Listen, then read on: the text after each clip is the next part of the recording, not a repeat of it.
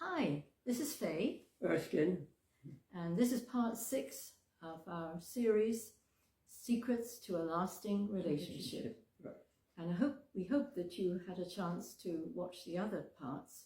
Part 1 was how we met, part 2 was how we got serious, part 3 was how we got more serious, part 4 was engagement, part 5 was the preparation for the wedding, and this one will be the wedding. Okay, so if you have missed any of these parts of our relationship series, you can find them by looking for the red rose. Right. They're on the videos that show the red rose. Just look for them there.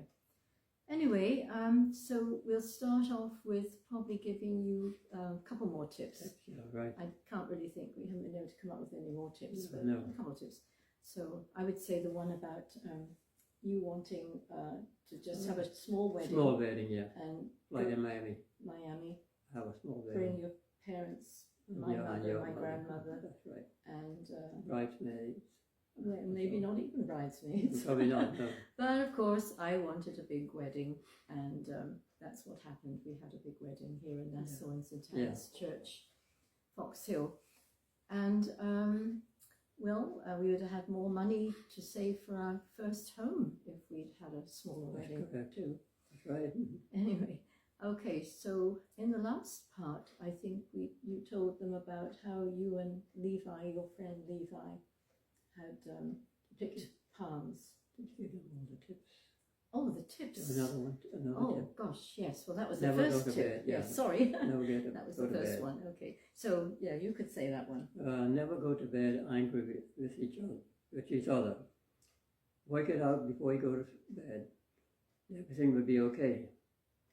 It's not worth it. No, it's not worth it. You won't sleep, and then it'll just be worse in the morning. So even if you think the other one should apologise, just apologise anyway, and then everything will go much better. That's correct, yeah. Okay, so that's the tips we have. And you were talking about how you, last part of the series, you were talking about how you gathered palms. We don't need to say too much about that, except you decorated the Me and hall. Levi Wilson got on the Thursday before with a decorator. She decorated that same day, ready for Friday. Queen Elizabeth Sports Centre. Yeah.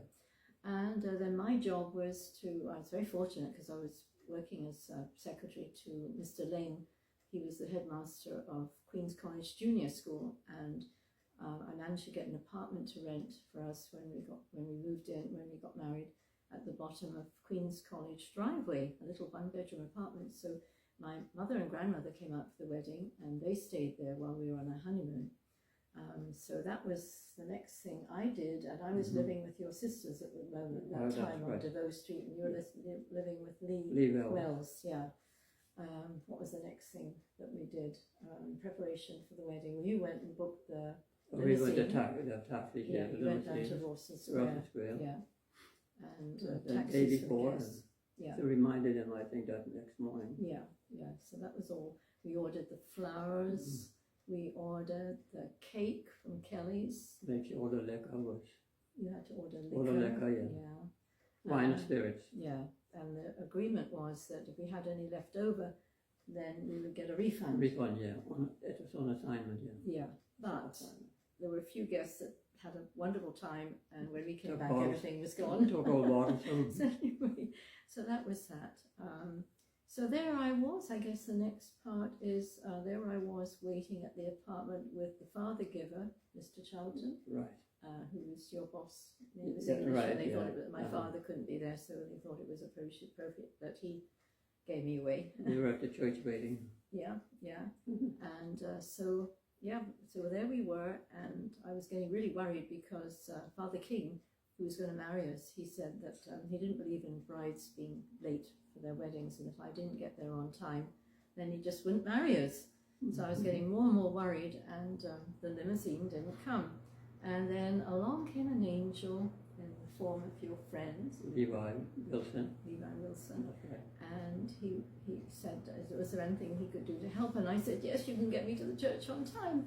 So we piled into his car, and I was in full bridal gear, of course, and my veil and everything. And we sped down Village Road, and he had brown paper packages in the back of his car. He was wearing a straw hat, and it was a beat-up old car. And we sped down the road and all the way along Eastern Road and to the church. And Helena Lightburn was the... In Archchurch. Yes, in Archchurch. And Helena Lightburn was the photographer. She worked for Two Goods. That's right. And she caught a snap of me running into the church, lifting my skirts up and running in with Mr. Charlton. And it was a very hot day. You got there in time? Got there in time, yes. And you didn't seem worried. No, everything, God worked everything. Yeah. And all the family were there, and the friends, and my mother and grandmother who'd come out from England. And so the wedding went okay, except being very hot, and you had a clean white handkerchief, and so you passed it around between me and the priest and you. And George, no, that was your best man. Yes, George Cartwright was his best man.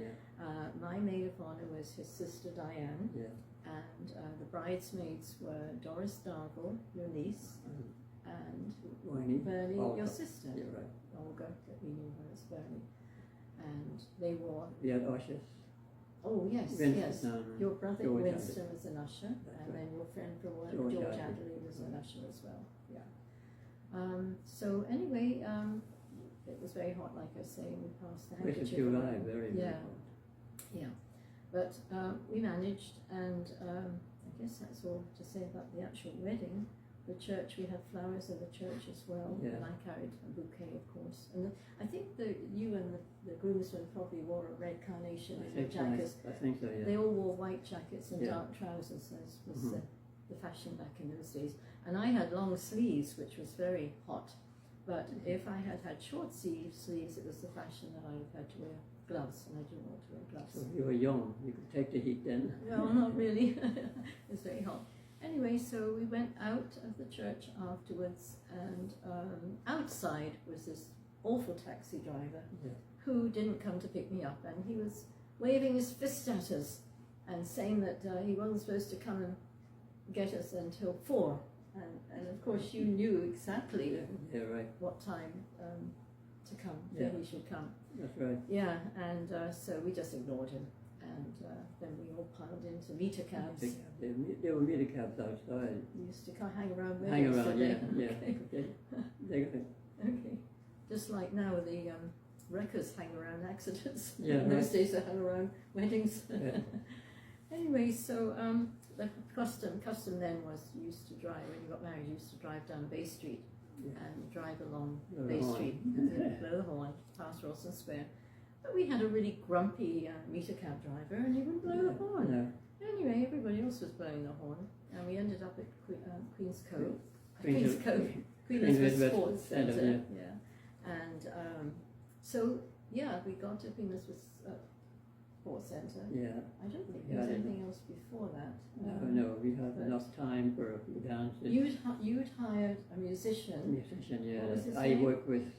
He worked with us. Nottage. He used to play with. In Cat Island? No. He used to play at Andrews. Oh, Andrews. Okay. And it was him and his band. Okay. And you hired him.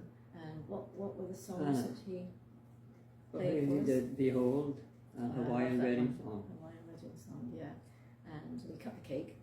And there was no bride and groom on top of the cake. Kelly's had forgotten to put the bride and groom on it. It was a tiered cake. And so after the wedding and after the honeymoon, I went down there to complain, and they said they could give it to me now, and I said I didn't want it anymore. It didn't have any meaning anymore. But actually, there's a photo of my grandmother standing with my mother and your parents, I think, behind the cake. And if the bride and groom had been on the cake, you probably wouldn't have seen a proper view of Granny. So that's just how it happened. So unfortunately, we were having our honeymoon in Jamaica, and they brought the flight ahead. So we only had an hour, and we only had time for two dances, and a glass of champagne, and a piece of cake.